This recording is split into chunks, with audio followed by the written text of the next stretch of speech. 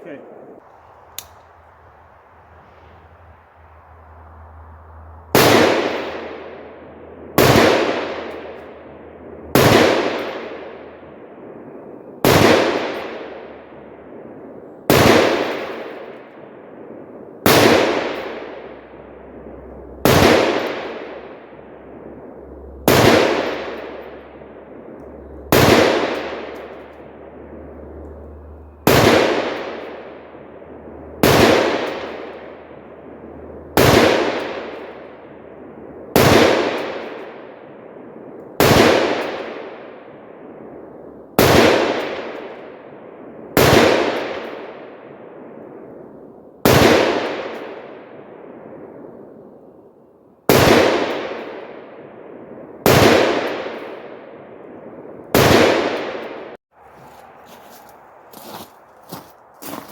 Hello everyone, welcome back. I'm gonna give you guys some afterthoughts after having mag dumped 20 rounds out of an AR-15 and an AR-10 at 200 yards. Okay, so the goal here is to be able to hit a head, right, or head size target at 200 yards and shoot it as fast as we can, but still be accurate, right? The shots have to be inside the head, basically.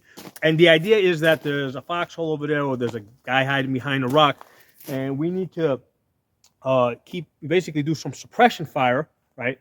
So that our teammate can flank around to the side. So the rate of fire needs to be fast enough, and it needs to be accurate. Okay, so the exercise is to shoot as fast as we can, and basically still get, inside a head. Okay, so for the AR-15, I used this Palmetto, had the PLX 1:8 scope, okay? And then for the AR-10, I used the Palmetto PA-10 Gen 3, both Palmettos. We got Palmetto versus Palmetto, and the scopes are both primary arms. So this is the primary arms 1-10 by 24. So this one goes up to 10 power. That one, the AR-15 maxes out at 8 power. And the magazines are both Lancers, okay? So both 20-round magazines, and two reasons why I picked the 20-round magazines. Number one, if you're laying prone or benched, the magazine is less likely to hit the ground or the table. And the other reason is because the ammunition typically comes in 20-round boxes. So for the purpose of the exercise, that's just a very convenient number to work with, okay? So that's why we did 20 rounds and 20-round magazines. The ammo, okay? For the AR-15, we use the Wolf WM-193, and for the 308, right, for the AR-10, we use this Freedom Munitions 147 grain bullets, okay? So both of these have shot 1 inch at 100 yards on numerous occasions, okay? So this is target ammunition that is not match grade, but near match grade, and that's important because a lot of times people focus, like when they talk about like trying to get the best shots that they can. I think they over focus on match grade ammunition. The reality is, like, how much match grade ammunition do you own? Okay, so I don't know too many people that have stockpiled thousands of rounds, okay, of match grade ammunition. This stuff over here is cheap enough that I can stockpile this stuff. I have stockpiled this stuff. Okay, so this is budget ammunition that shoots near match grade accuracy. It's not as good, but it's pretty close. Okay, so yeah, they both have done 1 inch at 100 yards and better. Okay, I've done videos on that. So let's look at the groups. Okay, so we got 2 targets here.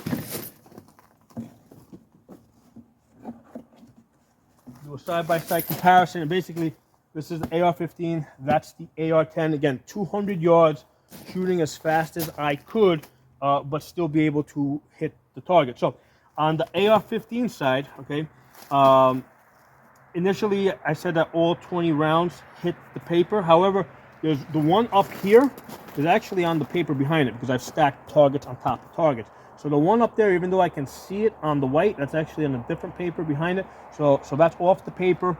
And then I got one over here off to the right that's also technically on the target behind it, right? So that's outside of the 8x11. So it's close, but it's off the paper. So we've got 18 out of 20 that are actually on the 8x11 paper. If I were to remove it, that's all you would see it, right? Despite the fact that you can see it on the edge here of the paper behind it. On the AR-10, okay, we've got out of 20 shots, there's 19 that are all on the paper, and one that I like completely threw, like it went completely off. I knew, like when I did it, I was aware that I did it. I just pulled the trigger too quickly before my reticle had settled way off to the side. So I've got 19. So when I looked at these side by side, my initial impression is actually that the AR-10 is actually a tighter cluster. Okay, even though the AR-15 is very effective, it's still pretty tight. Get a tape measure out here. So what I'm going to do here is there's 3 shots here that I'm going to say, like if this was a head, right, that would be off, that would be just past the ear, and the one up here, I'm going to say that maybe that's going to go a little bit high. So we're going to look at, I'm going to discount those 4 shots, and we're going to look at the remaining cluster. Okay, so the remaining cluster over here is at, let's see, 5 inches. 6 inches, right, including that one. That's the furthest out if we look at this cluster. So we have a nice 6-inch cluster here of 16 out of 20 shots, okay? And the total 20 shots come in at about 7.5 inches, okay? So all 20 shots, shooting as fast as I could, came in at 7.5 inches, but the 6 inches, which is the you know, basically that would put it like right in the tee box area over here. That was 16 out of 20. Okay, so looking at the AR-10 over here, again, there's one that's completely off the paper. The total group here with the AR-10 is 5.5 inches. That one being the one that's so 5.5 inches. So we have a tighter group, right? When we, you know, actually we have a tighter cluster with AR-10. Again, we don't know where that other shot went, so we can't even count that. But if we look at, like, yeah, I mean, so we got with the AR-10, we managed to get 19 shots inside of 6 inches, whereas with the 5.56, we only got what do we say, 16 shots inside of the 6 inches, right? So 16 inside 6 inches versus 19 inside of 16 inches. So, you know, I mean, now, if I did this 10 more times, I mean, would it follow this exact pattern? You know what? It's close enough that I would say it really doesn't matter. I mean, these are both pretty close groups. I mean, I do like the spacing of I mean, and this is like, again, if I did this again, the image might reverse. But I do like this pattern here better on the AR-10. It seemed to group a little bit tighter. The AR-15 was also good, but it seemed to be just a little bit more spread out, right? You can see how that's a little bit more dense. That's a little bit more spread out. Not that I think it makes a difference. In either case, we've got very effective hits at 200 yards at what I thought was a good rate of fire. I got to look at the timing to see how quickly I don't remember the timing offhand. To see how quickly we got the 20 shots off here versus the 20 shots off over there. Okay, so I just don't remember. I know I looked at it, but I don't remember. I will I'll include that in the video. I'll type that in so you guys know what it is. Okay, quick edit here. I went back and I looked at the video. It took 37 seconds to do the 5.56 mag dump versus 50 seconds to do the 308 mag dump. Okay, so both of these are 200 yards. Both of them I'm trying to go as fast as I can while keeping my chevron underneath the bullseye. Okay, so we got 5.56, 37 seconds, 308, 50 seconds. Okay, so so as far as the actual shooting, okay, with the AR-15, right, shooting the 5.56, I was able to shoot that in a higher magnification. I shot that in the scope's max magnification, the 8x. Okay, and the reason why I shot it in 8x is because I had a good feeling that I would be able to shoot it, right? And what would happen is I didn't think that I would get thrown out of the scope. So I felt I could go as fast as I could. I knew that the chevron, right, because that's what I have as an aiming point. I knew the chevron was going to lift off, but I felt that even in X magnification, it wouldn't like jump completely. Like it wouldn't throw me out of the scope, and I'd be able to get it on target pretty quickly. So that's why I went with the 8X.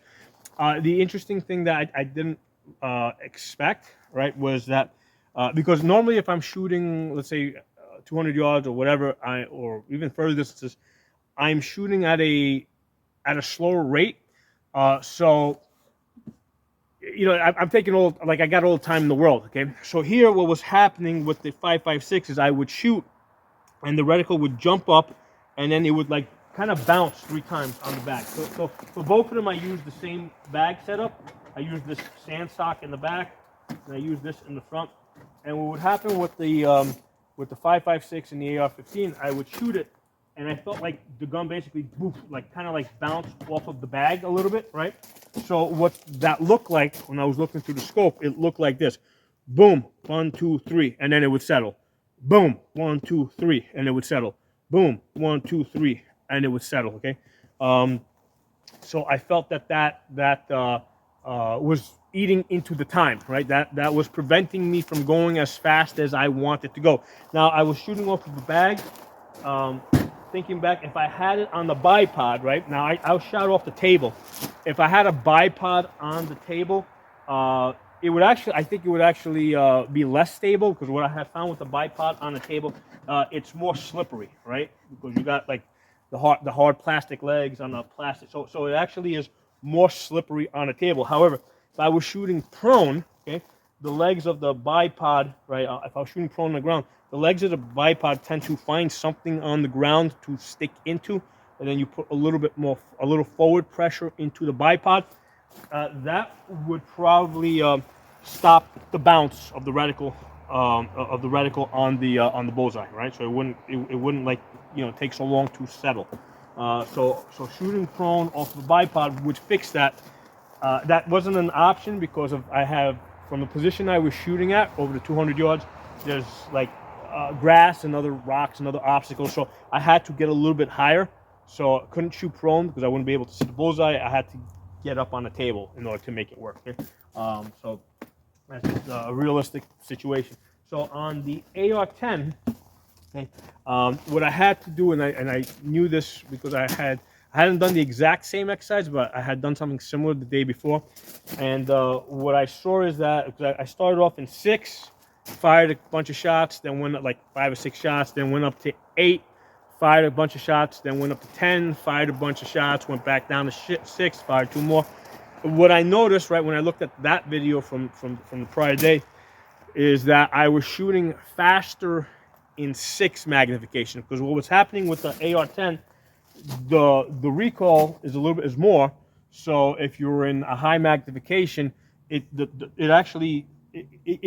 tends to throw you out of the scope. Not completely, but it tends to move you a lot more. So if you're back at 6 magnification, what I found is it was easier to get the reticle back on target. Now, initially, when I looked in there, right, because I shot the AR-15 first, which I started off at 8, which I didn't, or not start, I did an 8 magnification. So I did the AR-15, 20 rounds, mag dump in 8 magnification. Then set up and went to do the AR-10 in 6. So as soon as I got behind the scope, I'm like, oh man, this sucks. I really want to go up to 8 magnification. But I stayed in 6, and then as I started shooting it, I saw the benefit because I could see that it was throwing me around a little bit. So being in 6 helped me stay on the reticle. Okay, I did not notice the jump, right? So like I said, with the AR-15, it seemed to bounce 3 times. So with the AR-15, it would go boom, bounce, bounce, bounce, and then it would settle. With the AR-10, the recoil was such that when it went boom, first of all, I'm in less magnification in 6x, so I didn't notice the bounce as much because of just because I had less magnification. But the other thing is, like, after it recoiled, it completely jumped off the target, right? I mean, not completely off, but it jumped off of the bullseye, okay? So it jumped off the bullseye enough that I had to actually move it back to the bullseye. So the minor slowdown that I had with the AR-15, with it bouncing so much, was just not an issue here, because it had jumped so much that I actually had to bring it back and center it and take my other shot. And then so it would go boof, right? And then I had to center it, right? Boof, right? And then I had to center it. So that was the difference in that. So it was less magnification. So if there was a bounce, I didn't see it as much, and it actually threw me. It didn't throw me out of scope, but it threw the aiming point, the chevron, off of the bullseye. With the aim, it wasn't coming off the bullseye, right? It was just taking 3 bounces to settle. It would go boom, bam, bam, bam, okay, and then it would settle right on it. With the AR-10, it would go boom, and then it would end up someplace over there. So it was actual work to bring it back and center it. Okay. Other thing, as far as shooting the AR-10, you could definitely feel it in here. Not terrible, okay, but you could definitely feel it impacting you. But that's not even like the main thing. I found shooting 20 rounds of the AR-10, even though I think I got a better group, right? I think I got a better group here at the 200 yards. It was more exhausting, okay? And I think one of the more significant things that came out of this this exercise. It was physically exhausting, trying to get in position and try to keep it in position. It was just more tiring. Okay, I didn't expect it. When I had done it the day before, when I was doing it in small increments, like where I shot like 5 or 6 in 6, then went up to 8, fired another 5 or 6, went up to 10, fired another 6. That short break was actually mattered. Okay, when I tried to do all 20 rounds back to back, boof, boof, boof. By the time I think I got up to like 15, I was like thinking to myself, okay, is this almost over? Okay, are we done yet? Because I wasn't keeping track of the rounds. And that's because it was exhausting. It was not exhausting like I couldn't get up and walk, but I mean I could definitely feel a big fatigue difference with AR-10 versus the AR-15 for trying to do this exercise. We're trying to get this type of accuracy at the 200 yards. So I think that's interesting. I think it's something to be aware of, and I think it's something for you guys out there to test, to play around with, because generally, when it comes to shooting, right, we do 2 types of shooting. Okay, we're either doing like accuracy testing, or we're trying to do, let's say, a 5-round group or something, right? Some guys do 3 rounds, right? We try to do a 5-round group. We're shooting at some distance, whatever, 100 yards plus. But we're taking our time. We're going slow, right? We got all the time in the world to get those shots off. We're rested. We're holding our breath, okay, which is good. We gotta have that skill. So that's one type of shooting. The other type of shooting that we typically do is like CQB type of stuff, where we're just standing and banging away rounds at fairly close range, where, you know, again, we're practicing different skills, right? You're just working with the guns, moving, you know. So that's the second type of training that most people do. So they're either doing long distance, or not even necessarily long distance, but they're either doing accuracy practice, or they're doing some type of CQB type of practice, even if even if they don't have, let's say, like a shoot house or something, right? You know, something that facilitates that CQB shooting type of environment. Okay, but I don't see people, and I've never really done it myself either in the past, where we're trying to shoot at distance and just do a large volume of suppression fire accurately. Okay, so I think this is like a third type of training that I think that we should all incorporate into our practice. Again, I've never really done this before. I mean, I may have done it, but I don't think I've looked at it as a skill that really needs to be developed and practiced. Okay, so those are my thoughts on that. I think this was fun. I'm really happy with the way both these guns, the ammunition, the scopes, I'm really happy with the way everything performs for this exercise. Okay, I think this is a very valuable skill for people out there to develop. Okay, so let me know what you guys think, and I will talk to you soon.